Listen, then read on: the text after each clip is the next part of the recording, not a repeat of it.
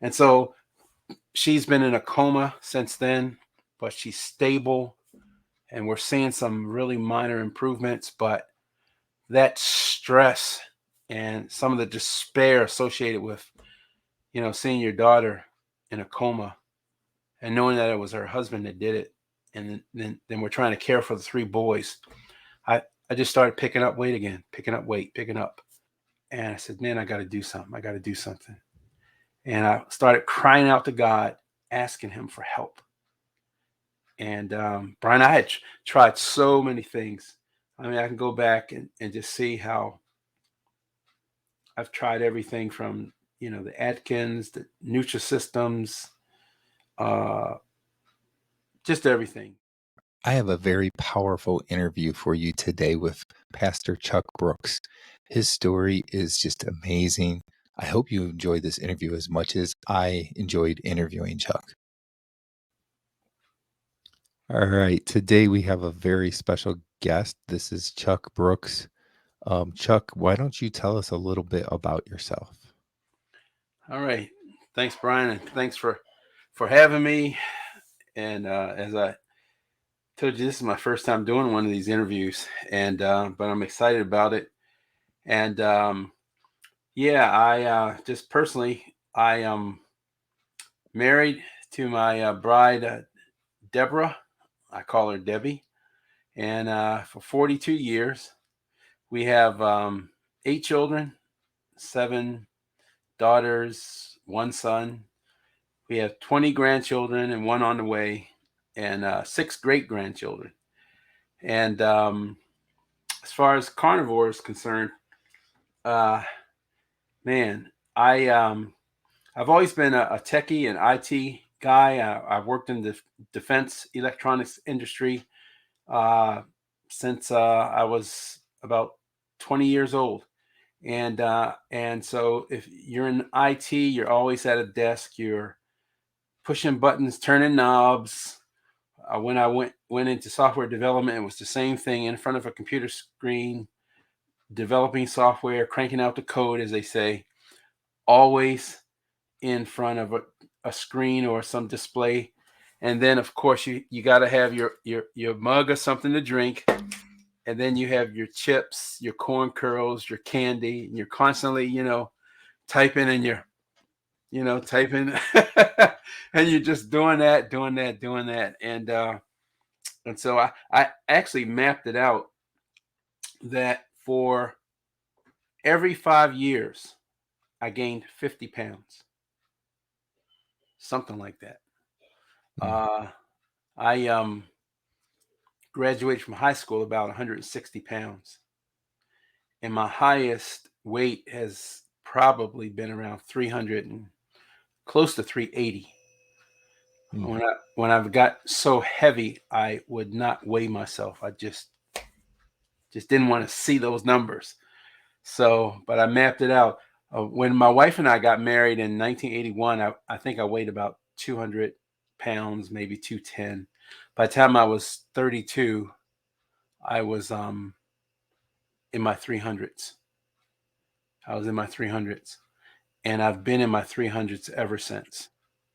Um, and so I started developing health issues, and not anything major, but just enough to nag me. Um, I mean, the only medicine I've been taking for the last 20, 25 years was high blood pressure medicine. Just a low dosage of lisinopril with the HCTZ diuretic.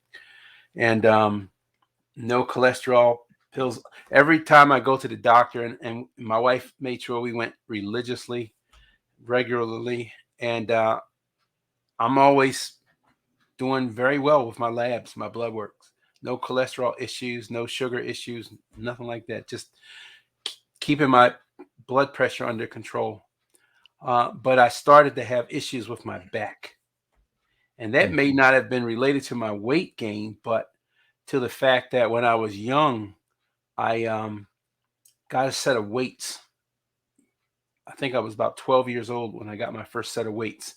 So at 12 years old, you're just throwing the weights up and all of that. And by the time I was 18, I coached myself and I entered the Junior Olympics and won a silver medal for the snatch and the clean and jerk. And so I didn't have a coach, so I was technically just doing everything wrong. I probably could have been better. In high school, I threw the shot put, I threw the javelin, and all of that, and I just did it from brute strength, no technique. So I think in the process, I injured my back. I have spinal stenosis, herniated discs. I've had those throughout the years, and then recently I have sciatica, which Mm. has been really bad. Last year, I had a bad case of it. Then I actually had to drag myself to the hospital, call an ambulance. They had to take me. I was in so much pain, but yeah. So back issues galore, and last December 27th, 2022, got a phone call from New York Police, New York City Police. And to make a long story short, my daughter was run down by her husband with their three Mm. boys in the car. And he hit her so hard, she flew up in the air, and his truck flipped. He hit her with a truck, and it flipped, and he climbed out of the truck, and then he ran over and stabbed my daughter.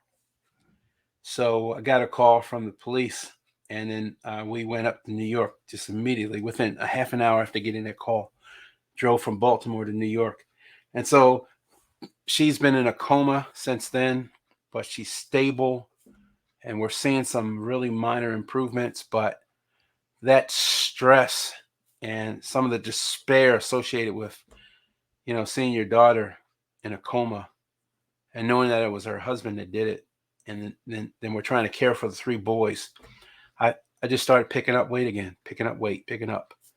And fast forward to May 31st, actually the end of May, I was diagnosed with pneumonia, and Mm. and I was saying, and I spoke to myself. I says, Chuck, you're gonna kill yourself if you don't do something, and you need to be around for your wife. You need to be around for your daughter. And my wife and I, our oldest daughter is disabled, and so this is another daughter that we have disabled, cerebral palsy. She's like a 3 month old, and we've been taking care of her all her life. She's an adult woman now, but like a 3 month old, and so we take care of her. Actually, she's in a group home now, but we had been taking care of her up until about 5 years ago. But yeah, so we're constantly caring for her, and then we have our grandkids, and I said, man, and my wife and I aren't getting any younger. Both of us are 65 years old, and I said, man, I got to do something. I got to do something, and I started crying out to God, asking Him for help. And Brian, I had tried so many things. I mean, I can go back and just see how I've tried everything from, the Atkins, the Nutrisystems, uh, just everything. Intermittent fasting. I water fasted for 10 days straight, just water. Um, all kinds of things. I have a box of Golo, unopened box of Golo sitting out in front of my office. And, just tried so many things. And then I think God gave me the answer when I came across Dante Ferrigno's Ferrigno Freedom website. I mean, YouTube channel. And I said, wow. And you know how he shows the chronology in his one of his earlier yeah, and I Mhm. watched that thing. I said, I can do that. I can do that. Because I'm a carnivore at heart, not just physiologically, but at heart.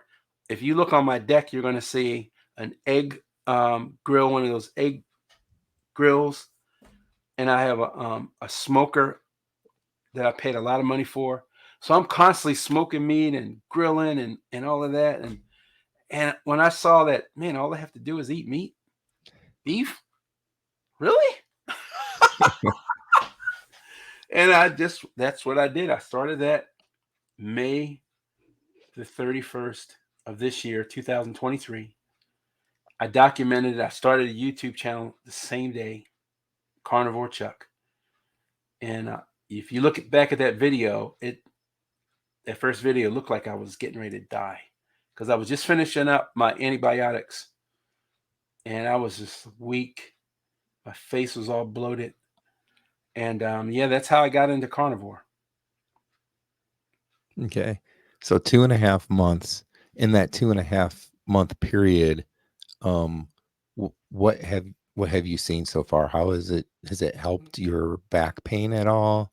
And what about like weight loss? Has there been any weight loss in that time period? Yeah, the sciatic pain, I haven't had that.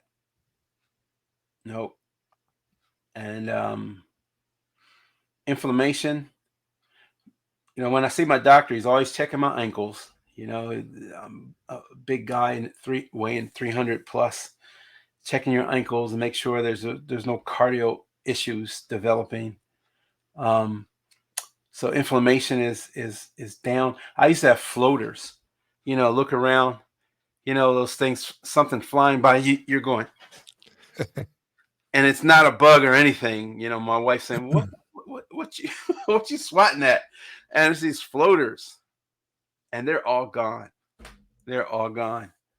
Um, I'm sleeping better, and I'm still on the CPAP machine, but I've been weaning myself off of that, so the pressure is really low now.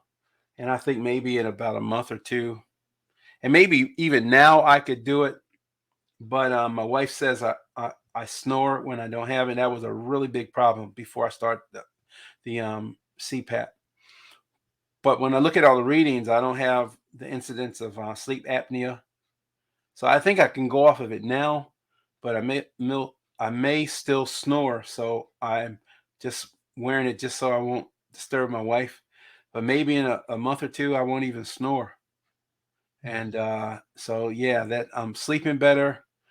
My body clock used to automatically wake me up at 7:30, and now I get up at 6:30. It's just like my body says, "Hey, I've had enough sleep. Time to get up." And more energy. I'm not feeling fatigued. I used to have to take that midday coffee, and not anymore. And yeah, just energy, more stamina, and yeah, overall. I feel so much better. Yep. And 40 pounds, almost 40 pounds lost. Okay, 40 pounds. Wow. Yeah. That's good. All right. So let's go back to the whole thing about eating meat, and you're excited for that because this reminds me of myself when I first started. It was a little over a year ago, and I was looking at carnivore, and that was one of the things that excited me. I was like, "Yeah, I can eat steak every day. There's definitely no problem with that." So Yep. that's just it's, and I think that's what for people like you and me, that's what makes this diet so easy. It's not even like it's a diet because we're actually getting to eat what we want to eat, Yep. and we don't have to worry so much about how many calories we're eating out of it and so forth. And you can eat your meat, however much you need to eat, you get full, and then you're done. It's Yeah. so simple, and it does so much to heal your body. It's incredible. Yeah. Yeah. Man. And the thing is, I can eat a steak, and I've watched some of these videos of these guys eating like 2 pounds of ribeye and all of that. I can't do that. I'll eat a ribeye and I'm full until like the next day or something. I don't want any breakfast. I don't want any lunch. And then when dinner time comes, it's like, okay, I gotta eat the ribeye. And it's like I gotta push myself. But Brian, once I start cooking it, and then the aroma starts, and then when I take that first bite, it just wakens up that carnivore in me. I'm like, "Roar!" And I start eating that thing, and then I get full, and that's it. Yeah. Yep, that's it. So yeah, I love it. And then Good. we supplement it, with some bacon. My wife and I love bacon. And by the way, she wasn't a carnivore when I first started. and she just about maybe 14 days ago started eating carnivore. But she says she's Okay. only going to do it for 31 days. So I'm hoping that that she'll join me on Yeah. this journey. Yeah, so yeah, we have some bacon and we mix it up a little bit. We have ribs. So I like to slow cook ribs. And in fact, today I just we had a couple chuck roast and some a slab of beef ribs. I put them in the smoker with some cherry wood and drizzle with a little bit apple cider vinegar. No. I mean, I did do a rub, but I used Redmond's seasonings and Redmond salt seasonings, and but no sugar. I normally would have some brown sugar in my rib rub, but not anymore. And I would follow it up with some sweet baby Ray's barbecue sauce, but not anymore. So we just have some rub, no carb rub, and then that's our eating right there. And and then I've come across some of those keto carnivore cooking channels. I can't remember the names of those that host those channels, but I we save all of our bacon grease, so we don't use any seed oils. We have bacon grease and we have beef drippings or tallow or whatever. And Mm. so I remember because my wife and I would love fish, and in the Baltimore area they have this dish called lake trout, and it's just some kind of white fish, but they have they batter it or coat it with some kind of coating and just fry it, and it's some good eating. And so I haven't had any lake trout, but I did buy some whiting, and I washed it with some egg wash, and then I coated it with pork rind, and I fried it in bacon grease. Mm. And that was so good. That was so good. We've only done it once or twice, and I think I'm in my 70th day or something, or close to it. But yeah, so we've tinkered with some things, experimented with some things. I did the butter bites. I don't know if you saw somebody's video that they did butter. Yeah, I didn't They see that one. yeah, they cook it. They cook just like that Kerrygold's butter, and you Mhm. cook it until it starts all the moisture evaporates out of it, and then it turns into this. It starts caramelizing or something, and then you take it off the heat so it won't burn, and then you pour it into candy molds, Hmm. and it's just butter without the moisture, and you pour it into candy molds, and it's like it's not sweet or anything like that, but it makes you feel like you're eating some kind of like not chocolate, but so I made some of those back when I first started. I haven't done it again, but I have enough. I threw them in the freezer, and every now and then I might grab one. And when I say every now and then, I'm talking about weeks. I might just grab one and pop it in my mouth, or I might pop it in and use it as the creamer for my coffee. And it's virtually no carb and just all fat. Mm. Yeah. So I like to cook, and I have a garden. Every year I've grown a garden, and I dropped a episode on my YouTube channel about what am I going to do with all these vegetables, and I'm talking about zucchini and squash, and tomatoes and onions and potatoes, and I even have a grapevine in my yard, and I have two apple trees. So what am I going to do with all of that? So I just started inviting people over. We were just giving away to my neighbors. Invite people over. Go ahead out, pick yourself some tomatoes because we're not eating any of that stuff now. Yeah. But you do have a very good variety of meat that you're eating just from, what you've been saying. So, would you say that there is one particular meat that's more of like your go-to meat? My go-to meat is going to be the either the ribeye or chuck steak or like a New York, whatever it's called. Um, yeah, but my wife doesn't like the steak.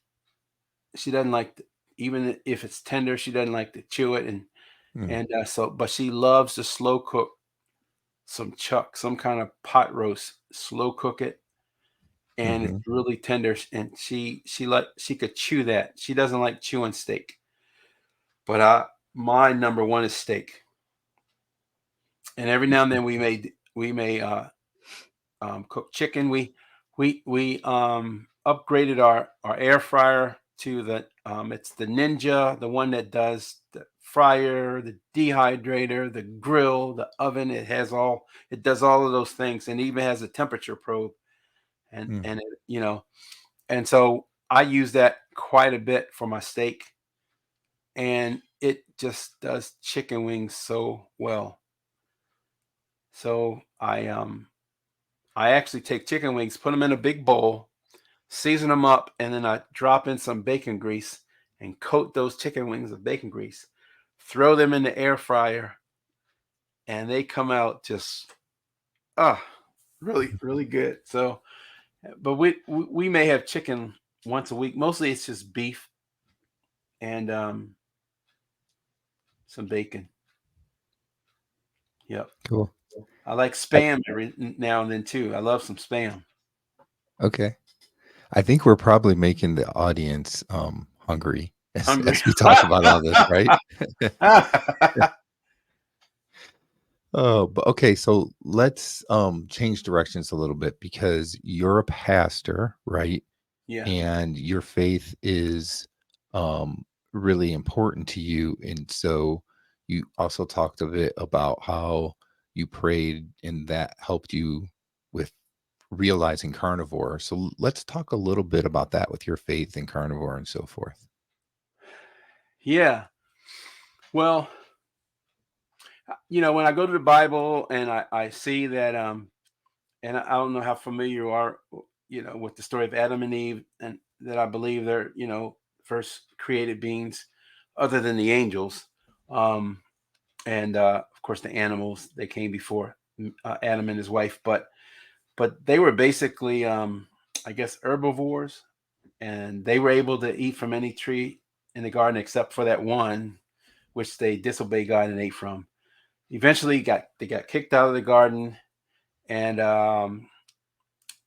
over time, God permitted people to eat meat, and but to the Jews, he had some prohibitions. Of course, that was unclean animals and all of that. But when you flow into the New Testament, there are a couple passages to say, "Don't let anyone um, tell you what to eat," and it basically says that everything is good if received with thanksgiving. God has opened it up now, and so it doesn't matter, for those who are in Christ, the requirements of the law, which were for the Hebrew or the Jew, they're not enforced upon um, the church, and so I can eat crabs and shrimp, and I can eat animals that were considered clean, and then even animals like swine that were considered unclean. So that's all open up to me. um the tension was about plants, because God permitted us to eat plants, and everything that God created was good. And then when you hear people like Dr. Chafee saying, plants are trying to kill you, then you like, okay. And so when you delve down into it and research it a little bit more, you find out, well, yeah, today's plants are trying to kill you because they're genetically modified. And as a gardener, I have to pick between heirloom plants and hybrid plants. I don't want anything hybrid. I don't want anything genetically modified. I want something that's heirloom. I want it maybe to purchase my seeds from the Amish, who got it from their grandparents, who got it from their grandparents, and on and on and on. So, and they didn't do any experimentation with them other than some natural grafting and all of that. So, um, but today's plants, and then you have the seed oils, which aren't naturally derived from seeds, but they're refined over and over and over again, and then it's just a bunch of poison. And I agree with Dr. Chafee and others where a lot of the vegetables and the fruits are poisonous. And I think years ago, people didn't have a lot of those things at their disposal. So I remember growing up as a kid that we didn't have a lot of fruit. We may have had some apples and some oranges, but we didn't, and maybe some bananas. But they were like, if Mama brought some bananas or apples or something into the house, we were like, it was like Christmas. And sometimes literally it was, and we would get fruit in our stockings because we couldn't, they weren't as available to us, and maybe we were impoverished or something. Um, but now it's like you can just get fruits and vegetables, and you can pile, and you're encouraged to pile them on your plate. I used to get a big bowl and put literally a big bowl. It might have been like 10 inches across or something. Fill it up with all kinds of salad leaves and all of that, and thinking that I'm eating healthy. Um, yeah, so I don't think the diet of today or what's available in on the grocery shelves today is the same kind of food that was available 50, 60, 70, 80, 100, 200 years ago. It's just different. And I think that's what's hurting people. And then, of course, all of the sugars and everything. Hmm. It's just in everything. And people weren't eating 5 and 10 pounds of sugar a year or more. I don't know what the number is now, but we weren't eating that much sugar. And all the drinks. I mean, if we had orange juice, it a lot of times it was fresh squeezed until they started having that the can that you had to reconstitute it and all of that stuff. And so and so now fruit juices are mostly, just sugar. That's all it is. And they're saying that they're calling them fruit juices. So um yeah, it's not the plate today isn't the plate that I grew up in front of me as a kid. And yeah, so the carnivore diet, I think it brings me closer to the scriptural diet.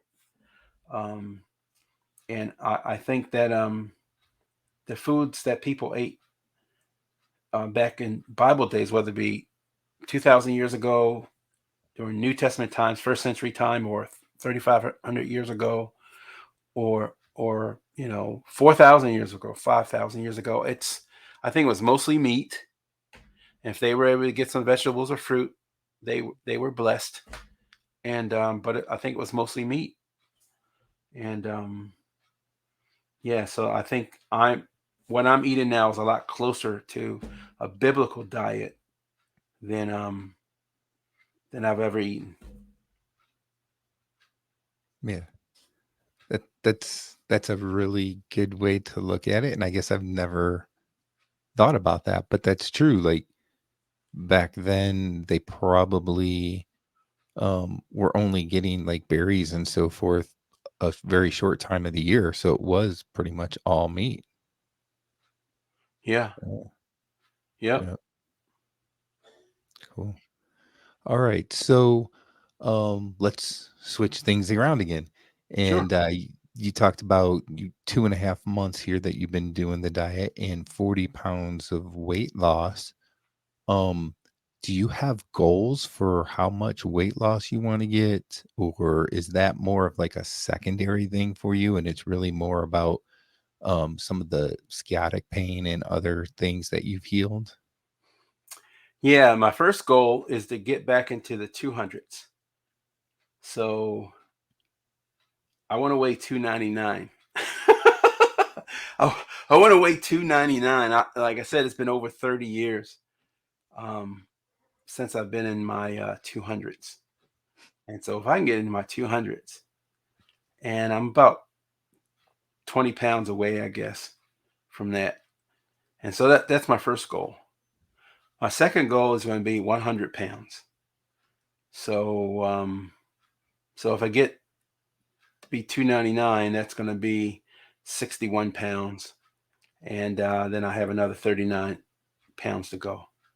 And weight to me is very, very important. I mean, I know if I continue eating the way I'm eating now, I'm going to just start seeing more and more positive health benefits. But I want to lose the weight as well because I know that I'm not supposed to be this big. And I have one picture. We didn't take a lot of pictures when I was in high school, and if we did, we had so much dysfunction growing up that the pictures will probably trash. So I don't have a lot of pictures of me when I was a teenager, other than one, and it's you can barely make it out, but you could tell that I was about 160 pounds, and Mm. and so I think that my natural weight should be about 180, 185. So if I can do that, then that'll be a bonus. But now I want to get into my 200s, and then my next goal is 100 pounds, and and then we'll keep going and we'll see what God allows me to do. And but I say at the end of my episodes on YouTube, I'm in it to win it. So that's what I want to do. I want to win it. I want to be healthy for my family, for my wife. Uh, and I'm doing things. I've been walking more, and I just bought an e-bike. So I used to be on the trails years ago. There's some trails around here in the Baltimore area. So there's one that goes from Baltimore down to Annapolis, Maryland, and I want to do that. And so yeah, I want to have more stamina because the church I belong to is a growing church, and the ministry is hard work. And sometimes I would feel myself peter out. I would just run out of energy, and Mm. I couldn't do my job. And my churches, I'm on staff. I'm on paid staff, so the church has entrusted me a salary, and I want to walk worthy of what they've entrusted to me. And Mm. church isn't a corporation; it's people giving free will offerings, and it keeps the light on, it pays the bills, and it keeps our staff with a roof over their head. So, yeah, Yeah. And then how about your wife? You mentioned, I think, 2 weeks she's been doing it so far, the carnivore diet. Is yeah, that right? Yeah. How yeah. has she been doing with it so far? She's well, she has some. She was diagnosed with a neurological issue. I don't know, 6, 7 years ago. My wife and I are singers, and in fact, our kids, we all used to sing together. And then one of my granddaughters got married.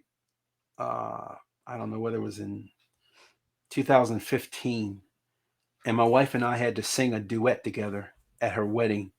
And my wife noticed after we sang that, something's going on with my voice. I can't.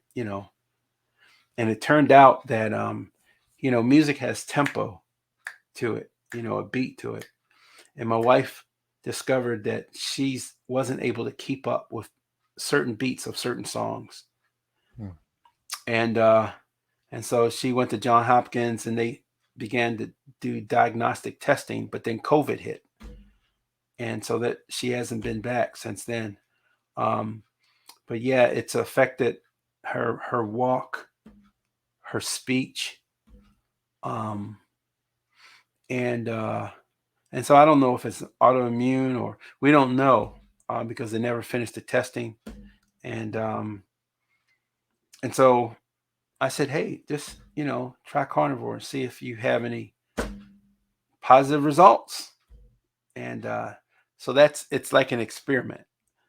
So Mhm. I'm hoping that we may see some things develop uh, in a positive light for her.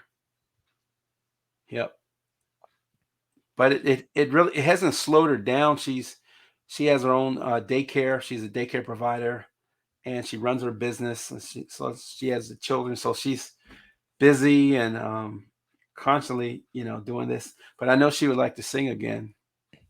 Mm. And so I don't know if carnivore is going to help her to do that, but we'll see. But I think Yeah. it's going to take more than 30 days or 31 days. Yeah. Eh, yeah, it might. I mean, she might start to notice things though within the first 30 days, right? She might have more energy and stuff like that. And hopefully that'll be enough to get her to keep going, right? Yeah, yeah. I know one thing.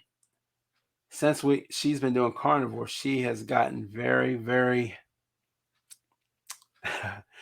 It was when I started, it was me buying all the meats and all of that stuff. Now it's like today she ordered, and so when they dropped off our grocery bags, I brought them into the house, and I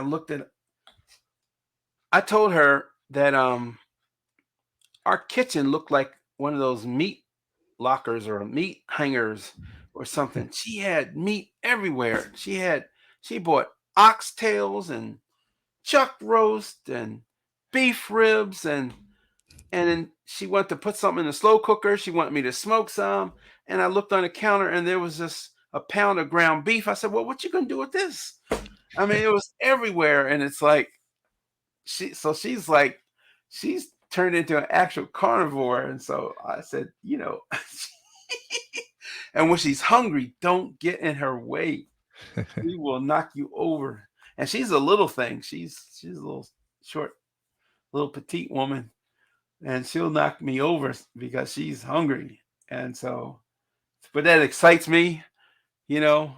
That excites me because when I started, she was just eating the regular, you know, just the standard American diet or whatever. Uh, Mm. and although she was always health conscious, so she would have salad, she might have some meat, some starch, you know, and um, and then I would have my meat. But now both of us are eating from the same pot, and so that's exciting. Yeah. And so she's 2 weeks in. Has she had any of the troubles that you hear, like keto flu type of things where you just don't feel really good or She has not communicated any of that to me. good? It's just like she's hungry. When Yeah. it's time to eat, she wants to eat. So she wants everything prepared. So all she has to do is go into the refrigerator and then microwave it. She wants all the meat cooked. You know, Mhm. and yeah, it's just she's hungry. That's it. Now she did tell me yesterday, but she kind of backtracked on it today. She told me that she used to have this pain in her side and around the back, the top of her, I guess her lower back or the side or something. She would really feel it when it's time to go to bed. She would like roll over or something. She would feel the pain. And she told me yesterday, or either the day before yesterday, she said, that pain is gone.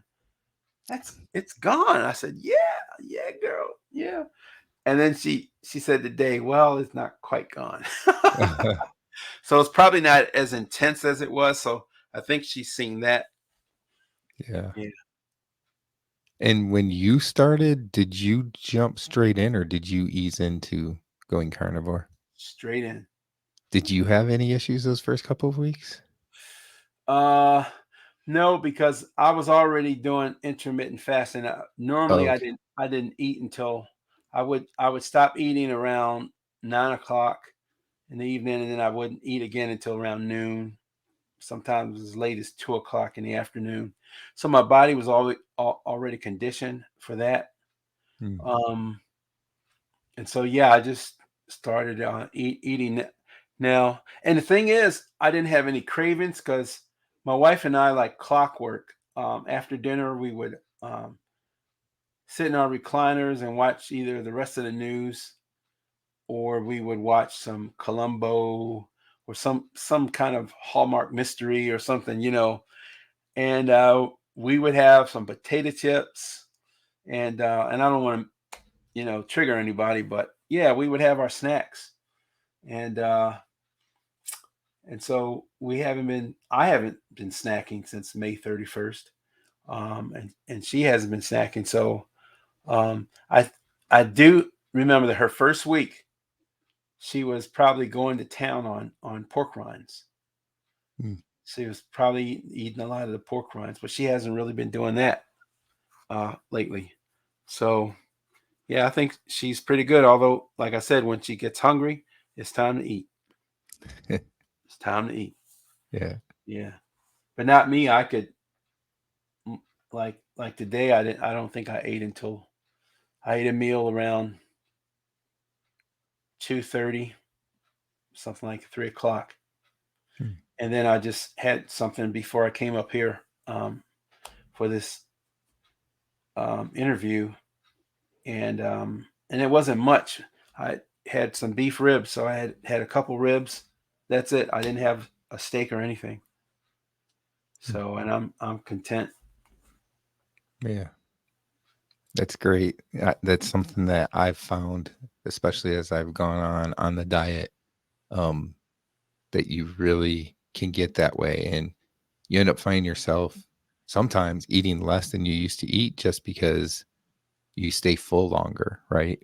Yeah. When you're eating all the carbs and you get hungry quicker. So, Now I did have an issue with leg cramps, okay.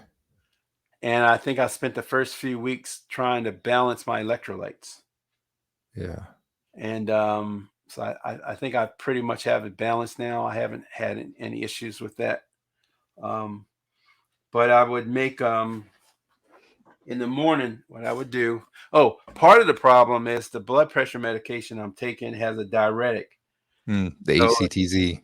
yeah, so it was eliminating a lot of fluid, and I wasn't replenishing that fluid. So every morning I'll take this bottle and I'll fill it up to the top. And I made some of that Soleil, that salt mixture, where you take Mhm, the Himalayan salt and you put it in a mason jar, shake it up, and then you let it sit, and then it, all the sediment just flows to the bottom, and then the rest of it is just salt water. So I'll take a couple tablespoons of that and put it in here. And then I have some of those keto drops, magnesium drops you hear mhm. people talking about. And so Yeah. I put some magnesium in here. And then I have this electrolyte powder. And it has a mixture of, a little potassium, a little sodium, a little magnesium, some other things in there. Has a little flavoring in it and a little stevia in it. But it has just like a little half a teaspoon cup, or spoon. Mhm, And I'll put that in there and then I'll shake it up, and then that's my water. And what I'll do, I'll drink it down a little bit, and then I'll fill it up with water again. Drink it down a little bit, fill it up, and I do that all day with this. So I think this is I don't know what it is, 32 ounces. So, but I think by the end of the day, I may have done a gallon and a half, maybe 2 gallons, mm. something like that. Between some of the other things I'm drinking, to have a cup of coffee in the morning, and Dr. Barry's wife, I forgot her name. Uh, Naisha. yeah, I saw an episode where she was just raving about her Nespresso coffee Mm, machine, and so I went out and got one of those, and and it has these little pods, smaller than a Keurig, the little K cups for the Keurig machine. They're mhm, small, about half the size, but they have different not flavors, different kinds of coffee from all over the world, and they're not flavored coffees. They're like coffees from all over the world. But anyway, so I might put maybe a little heavy cream in it, or I might put one of those butter bits that I make, and then I have these little flavor thingies, just a little stevia, but it might be like chocolate or caramel or coconut or vanilla. Just put just a touch in there, not much. But then I make my you can make an espresso, or you can make the larger. And I normally go for the larger. Brian, Brian, Brian. That coffee is so good. It's so good. I mean, and my wife and I, we've tried all kinds of coffee. We grind our own beans and all this other kind of stuff, but nothing tastes as good as that Nespresso machine. Hmm. And it creates its own like foam top or whatever. I don't know what it does to do all of that, but it's just coffee. But the mechanics of the machine and everything, man. And so, but I just have that one a day, just one cup in the morning. Okay, that's good. That's it. Yeah. Yep. Okay, so let's talk about your YouTube channel a little bit. You said that you started that about the same time that you started the diet. Same day. um, so your YouTube channel name is Carnivore Chuck, and for everybody watching, I'll have a link to your channel in the description. But why don't you tell us a Thank you. little bit about your channel and what your main goal is with the channel? My main goal originally, and probably still is, was a form of accountability for myself. Because if I put myself out there, then I got to follow through. And maybe it's a pride thing that if I don't follow through, somebody's going to come. Maybe even one of my kids are going to say, "Dad, what happened? You put a couple episodes there, and then you stop, or are you giving up? And so it was accountability to me. And when I see guys like yourself and some of the other guys that are, in my estimation, authentic YouTubers, it's not me. I um, like they got Carrie, Homestead How. Man, he's Mhm. on like 20 times a week or something. I so basically it's accountability to me. And then I have some family members that are obese. I guess it's in our genes or something. I know that's a lame excuse, but that's what we used to say. It's in my genes. Yeah. But yeah, I think that it would be an encouragement to them. And in fact, we have a group of people now that are. We just have this group text message. It's me. It's my wife. It's two of my daughters. It's a couple of members of our church that are carnivore now because they've Mm. seen the change. They're looking at it, and Yeah. you know. So I don't get real technical. I just tell people what I've done, and I fold in some videos. Like once I went to an Amish market and I shopped for some meat and all of that. So I put some of the video from that experience in the episode. And I'm not good as a video editor. I could get better if I did it more often. But yeah, it's just encouraged me and now just a handful of others. I don't even know how many people who have subscribed to my channel. It might be like 65 people or something. So, and I haven't really been trying um, to increase it, but I can tell you this: the carnivore community is so encouraging. I had Mhm. people come on there and they're just like lighting my fire. They're just like, "You can do this, Chuck," and just different things. They says, "Oh man, looks like you lost weight," and you like to hear those things. And so it's been an encouragement for me to have that that channel. I think it's been a month, almost a month since the last time I put an episode up there. So Yeah. yep, Okay. So I hope everybody watching goes and checks out your videos and gives you encouragement on your channel. yeah, thank you. Um, so this has been a great interview session. I have one last question for you to kind of round everything out. What if there was something that you could just tell our audience today that you would like to tell them about yourself and the carnivore diet and so forth? What would it be? Yeah.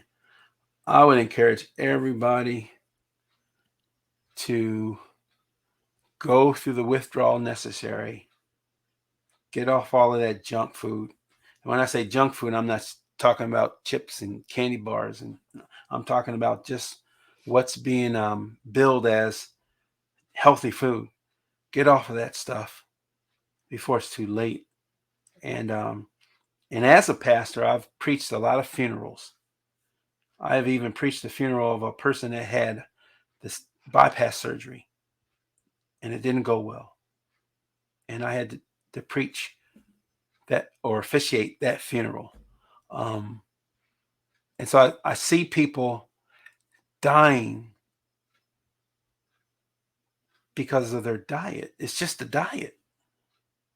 They could have a really good, honorable life, kind hearted, and all of those things. Good employee, or supervisor, manager, CEO, whatever. Just an all around decent person. But if you're putting the wrong things in, it's going to impact your body, and over time, it's going to catch up with you. And so I think now's the time to, to change your diet.